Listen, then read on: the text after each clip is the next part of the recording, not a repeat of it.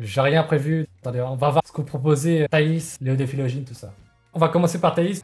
Le couple Elzamichou, je pense que c'est une meuf qui s'est mise avec un mec qui est riche, mais dont la génétique fait qu'elle ne veut pas se reproduire avec lui.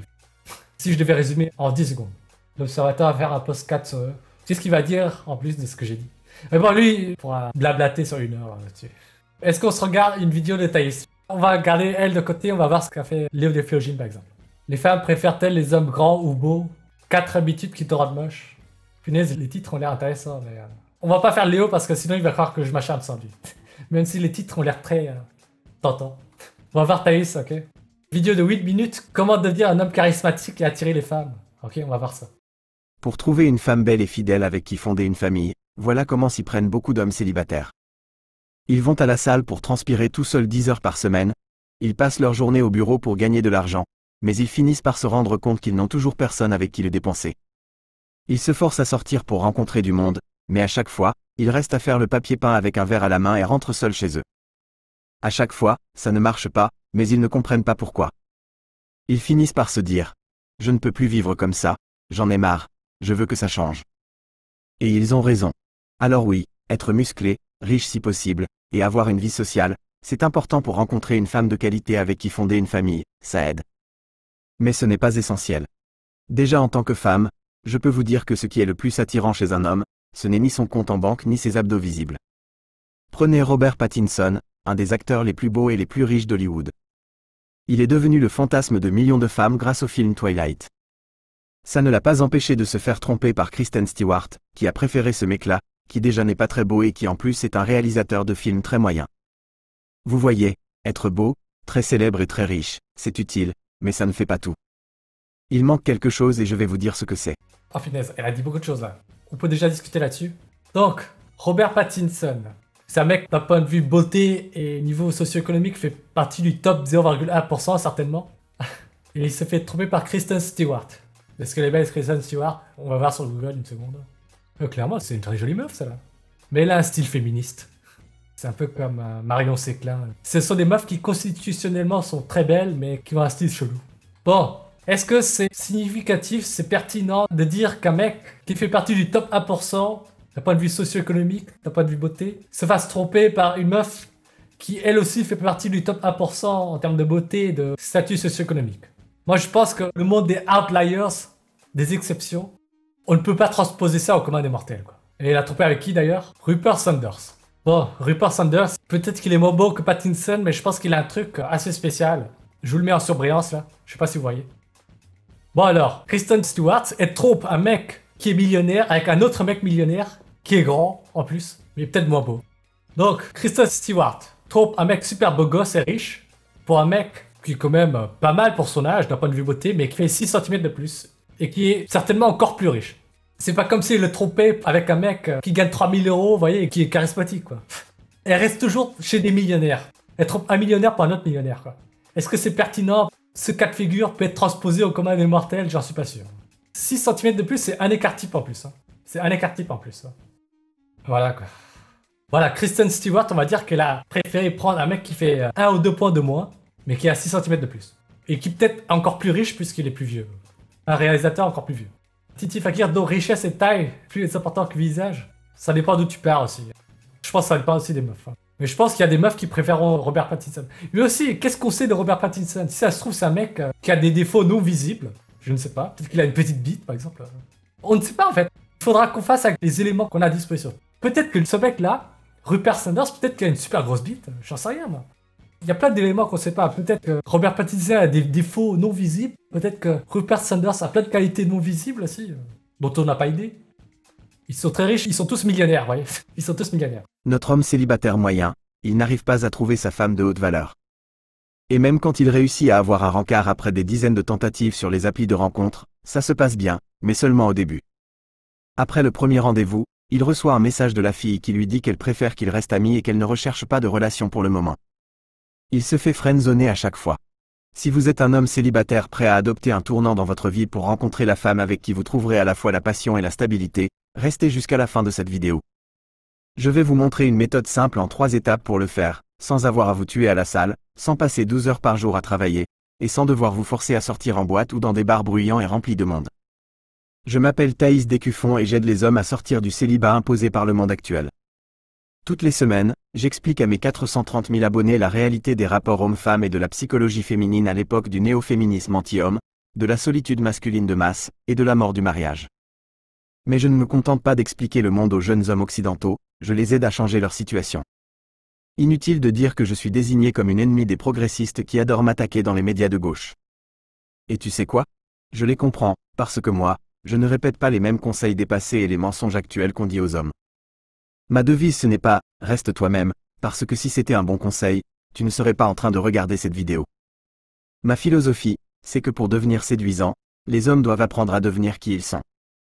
Et je vais t'expliquer ce que ça veut dire juste après, en te dévoilant la méthode que je mets en place pour aider les hommes célibataires à trouver une femme de haute valeur pour bâtir un foyer avec elle. Mais avant de te dévoiler ma méthode en 3 étapes, il faut que je t'explique pourquoi les hommes actuels n'arrivent pas à sortir du célibat. Le problème de ces hommes, c'est qu'ils ne comprennent pas ce que les femmes recherchent. En fait, ils ne comprennent pas que les femmes de haute valeur ne focalisent pas leurs exigences sur l'argent, ça ce sont des michetots. Elles ne se concentrent pas non plus en priorité sur les muscles, ça ce sont les filles superficielles. Putain, ça, putain. C'est quoi ce gloobie-boulga haute valeur? Haute valeur, elle parle de quoi? De valeur morale ou de valeur reproductive, génétique? Putain, c'est vraiment n'importe quoi. Selon Falcox, le blogueur, haute valeur égale compliance. Alors, si c'est la compliance, eh bien très simple, ne visez pas trop, quoi. Si vous êtes un mec, le meilleur mec qu'une meuf peut avoir, qu'elle peut difficilement avoir mieux, elle va toujours être très compliante avec vous. Elle sera très traditionnelle avec vous. Elle sera très haute valeur, voilà. Si c'est ça sa définition. Allez, on continue. En réalité, les femmes de haute valeur attendent qu'un homme coche 2 cases. Il doit les faire rêver d'aventure et il doit leur apporter de la sécurité. Tu penses peut-être que c'est contradictoire, qu'un homme aventureux est instable et qu'un homme stable est ennuyeux? Pas du tout. Au contraire, l'aventure et la sécurité ce sont les 2 facettes d'une même qualité masculine, le charisme séducteur. Putain, le charisme séducteur, putain. Ça veut dire quoi? Bon, allez, on continue. Si c'est la première fois que tu entends ça, c'est normal car c'est tout le contraire du discours dominant sur les relations. D'un côté, les filles de gauche et les féministes font l'éloge de l'homme déconstruit, mais en réalité aucune femme n'en veut. Et de l'autre, Netflix essaie de te convaincre dans ses films et ses séries que le meilleur moyen de conquérir une femme, c'est d'abord de devenir son ami et d'être un gentil garçon. Ce qui explique les légions de garçons gentils qui se font friendzoner et que les filles ne choisissent jamais, mais qui sont toujours là pour qu'elles pleurent sur leur épaule quand elles se font larguer. Alors oui, il existe des coachs en drague, mais dans le meilleur des cas, ça te permet d'avoir des relations d'un soir, mais rien de plus. Et pour la majorité des hommes, ça ne marche pas, car ils ne sont pas faits pour devenir des dragueurs qui abordent des filles au risque de passer pour des lourds. Alors, comment finit l'homme célibataire moyen? Il a l'impression d'être invisible pour la majorité des femmes, il n'a pas confiance en lui et il est détruit par ses relations passées où il s'est fait larguer, parfois en ayant été trompé après 3 ans de relation sans comprendre pourquoi. Ce que cet homme célibataire moyen doit comprendre, c'est que pour attirer une femme de haute valeur, il doit lui-même devenir un homme de haute valeur. Ça lui semble ultra difficile, voire perdu d'avance, alors qu'en réalité, c'est une chance inouïe. Pourquoi? Parce que la femme de haute valeur, elle, voit passer toute la journée les mêmes profils d'hommes qui lui tournent autour. Les mecs ennuyeux et les mecs qui lui racontent des histoires pour la séduire. Tout ce dont un célibataire a besoin de faire, c'est de se distinguer, n'être ni ennuyeux ni un arnaqueur, et c'est plus facile à faire que tu ne le crois. Tu sais pourquoi? Parce qu'être ennuyeux ou arnaqueur, c'est le niveau 0 de la personnalité humaine. N'importe quelle personne qui développe sa personnalité peut dépasser ce niveau de médiocrité, et ça tombe bien car c'est la première étape de la méthode en 3 points dont je te parlais juste avant. Pour devenir séduisant, tu n'as pas besoin d'améliorer ta personnalité, il te suffit de la découvrir. Oui, je sais, ça peut paraître bizarre dit comme ça. La réalité, c'est que la plupart des hommes ne savent pas qui ils sont. Ils ne connaissent pas leurs points forts, leurs qualités uniques, leurs traits de personnalité spécifiques, et donc, soit ils ne savent pas quoi faire pour se mettre en valeur, soit ils doivent jouer un rôle et faire semblant d'être quelqu'un d'autre. Au contraire, tu dois abandonner l'idée que tu es quelqu'un de normal. À la place, tu dois te connaître mieux que personne pour savoir ce que tu recherches vraiment chez une femme et savoir comment tu peux l'obtenir. Quand tu sais qui tu es, tu peux faire le plus important. Apprendre à développer ton charisme naturel pour attirer une femme de haute valeur qui te conviendra sans devoir galérer pendant des mois sur les applis de rencontres et sans enchaîner des rencarts décevants et sans lendemain. Oh putain. Franchement, je comprends rien à tout ce qu'elle raconte là. Charisme naturel. Qu'est-ce qu'elle veut dire par charisme déjà? Est-ce qu'elle peut définir ce mot? Bon, allez, on va continuer. Je te rassure, pour développer ton charme naturel, pas besoin d'apprendre des répliques de drague toutes faites du genre. Tu t'es fait mal en tombant du ciel parce que tu es belle comme un ange. Non, il te suffit d'appliquer les techniques de base de l'intelligence sociale qui te rendront attirant sans avoir à jouer un rôle. Par exemple, combien de temps doit durer ton regard pour être charmeur sans être insistant? Comment rentrer dans une pièce pour attirer l'attention de façon subtile? Comment faire un compliment original à une belle femme sans risquer de te prendre un râteau violent? Quand tu sais le faire, tu sais approcher une femme sans passer pour un lourd et tu sais lui donner envie de te parler sans avoir à la poursuivre. Si tu recherchais un coup d'un soir, je pourrais m'arrêter là. Mais puisque tu cherches une vraie relation pour construire une famille et connaître le bonheur durable à deux, alors tu dois passer par la troisième étape suivante. Savoir faire tenir la relation de façon naturelle et agréable. À ce moment, la femme que tu cherches est déjà attirée par toi, mais l'amour ne suffit pas pour faire tenir une relation. Dis-toi que les avocats spécialisés dans les divorces voient toute la journée des gens qui se sont mariés parce qu'ils étaient amoureux. Par contre, les hommes qui sont dans des relations qui durent ont un point commun. Ils sont les capitaines bienveillants de leur relation. Et pour ça, tu dois connaître les règles de la psychologie féminine pour que les attentes de ta compagne ne soient pas une source de conflit mais qu'elles participent à la solidité de ton couple. Maintenant, tu connais les 3 étapes pour trouver une femme de haute valeur et construire une relation durable avec elle. Apprendre à connaître ta véritable personnalité, développer ton charisme naturel, et maîtriser les leviers de la psychologie féminine. Cette méthode ne requiert aucune connaissance en drague et elle s'adresse à tous les hommes qui sont prêts à sacrifier leurs mauvaises habitudes pour obtenir leur nouvelle vie et leur femme de haute valeur. Au contraire, ma méthode est justement adaptée si tu es d'un naturel timide, que tu n'aimes pas prendre la parole ou faire le beau en public et que tu perds tes moyens devant la fille qui t'intéresse. Tu peux d'ores et déjà appliquer cette méthode de ton côté pour découvrir qui tu es vraiment, exploiter le potentiel de ton charisme naturel et obtenir une relation de longue durée avec une femme de haute valeur. Mais si tu cherches de l'aide, je suis là pour t'accompagner. Par contre, tu vas devoir passer un appel avec moi ou quelqu'un de mon équipe. Pourquoi?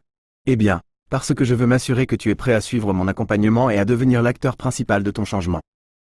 Certes, le féminisme existe, certes les médias font rage et la société ne plaide pas en ta faveur. Mais ta situation actuelle, même si elle n'est pas de ta faute, elle est ta responsabilité pour la changer. Si tu ne vois pas les choses de cette façon, alors je ne pourrai pas t'aider. Et si tu penses que ton problème c'est que tu ne rencontres pas assez de femmes mais qu'il suffirait d'augmenter le volume de tes rencontres alors que tu es déjà bloqué avec les quelques filles que tu fréquentes, je ne pourrai pas t'aider non plus.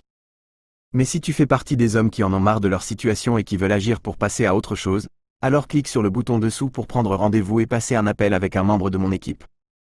Au terme de la discussion, si je vois que tu es le profil adéquat et que tu auras passé le filtre, je te proposerai de suivre mon accompagnement personnalisé. Toutes les premières places ont déjà été prises, mais j'ai quand même décidé d'ouvrir des places supplémentaires. Alors clique sur le lien juste en dessous de cette vidéo pour voir s'il reste des places. Quant à moi, je te dis à tout de suite sur la page suivante quand tu auras pris ton appel. Oh putain, c'est un tunnel de vente avec un gloobie-boulga de mots séduisant, charisme, stabilité, des trucs qui inspirent du positif. Je suis celui qui entend mais qui ne définit pas quoi. Bon, je vois pas comment je peux répondre à cette vidéo en fait. Si vous êtes un mec qui a du mal à séduire les filles que vous désirez, le truc en fait qui je pense peut leur ouvrir les yeux, leur faire comprendre tout de la séduction, bon c'est déjà regarder mes vidéos évidemment, mais aussi d'aller dans un centre avec des femmes handicapées. Un mec lambda qui va dans un centre avec des femmes handicapées, il va se rendre compte que ça fait d'arriver à attirer les femmes et d'avoir des femmes qui vous séduisent quoi. C'est vraiment ça en fait. Essayez de côtoyer des femmes vraiment laides, vraiment grosses.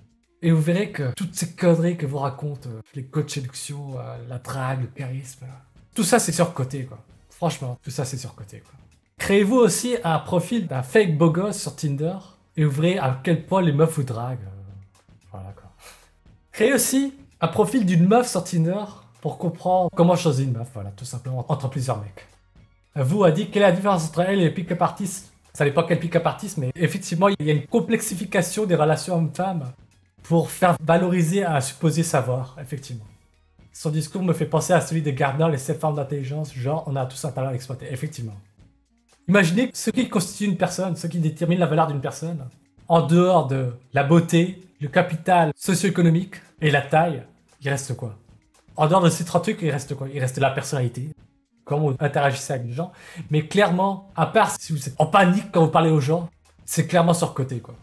Ayez une personnalité, un niveau d'extraversion comme celui de vos parents, c'est-à-dire des personnes pas forcément charismatiques, des personnes normales quoi. Et travaillez sur les 3 points les plus importants, la beauté et l'argent quoi. C'est tout ce que j'aurais à dire sur cette vidéo quoi. Franchement, fréquentez des femmes vraiment dans le besoin, qui sont handicapées, qui sont pauvres. Et vous verrez que ce sont les femmes qui vous draguent quoi, tout simplement. Je sais pas, est-ce que vous avez d'autres choses à dire dans le chat par rapport à la vidéo de Thaïs? Elle emploie plein de mots qu'elle ne définit pas comme charisme séducteur. Putain, mais ça veut dire quoi ça? Warwick a dit pourquoi les Noirs séduisent plus que les Asiatiques de l'Est en Occident alors que physiquement ils sont plus éloignés. Je pense que c'est une question de nombre aussi. Tu es en France, donc en France il y a beaucoup plus de Noirs, il y a plus de personnes du continent africain que de personnes asiatiques. Caplox, l'attirance, c'est ce qu'il y a de plus naturel, rien ne peut marcher sans ça. Dans cette vidéo, je crois qu'il n'y a rien à commenter parce qu'elle emploie plein de mots qu'elle ne définit pas. Femme de haute valeur, homme de haute valeur. Est-ce qu'on peut être de haute valeur indépendamment de la beauté, du capital financier, je ne sais pas. Ou du QI. Et une femme de haute valeur, est-ce qu'une femme peut être de haute valeur sans être belle? Sans être génétiquement convoitée par les autres hommes, je ne sais pas. Ce qu'elle dit, c'est flou. C'est pour embrouiller des mecs qui sont déjà dans le flou. Pour complexifier un domaine de savoir. Pour augmenter la perception de la valeur de ce savoir. Titi Fakir, par définition, de haute valeur égale rare, alors qu'elle leur dit qu'ils peuvent tous l'être. Bonsoir, bienvenue à toi. Jintoki Sama, bonsoir. Il n'y a rien à commenter, elle veut juste vendre sa formation. Effectivement, c'est un tunnel de vente. Ça fait 2 heures qu'on est ici. On fera la vidéo de Léo des Philogènes une autre fois. Ça fait 2 heures qu'on est là. On a fait Melania Trump, pour ceux qui viennent de débarquer. On a fait toutes les Miss France une par une, pour savoir qui est la plus belle. Pour résumer, les Miss France les plus belles, ce sont celles qui dépassent les 10 000 abonnés sur Instagram. Qu'on a fait cette vidéo, voilà. Merci à tous ceux qui ont été présents, ceux qui sont arrivés en cours de route, ceux qui ont commenté. Merci pour votre temps et votre attention. Je vais vous souhaiter bonne nuit et on se revoit très très vite pour éventuellement une vidéo de Léo des Philogènes. Ou d'autres sujets aussi. Merci à Gonzmania, Jintoki Sama, Titi Fakir, et Londres, Caplox, Warvix, Falcos le blogueur, Jainas, Elias et Londres. Merci à vous tous. Bonne nuit, Kwakoubé, Apagna. Allez, à plus. Kwakoubé!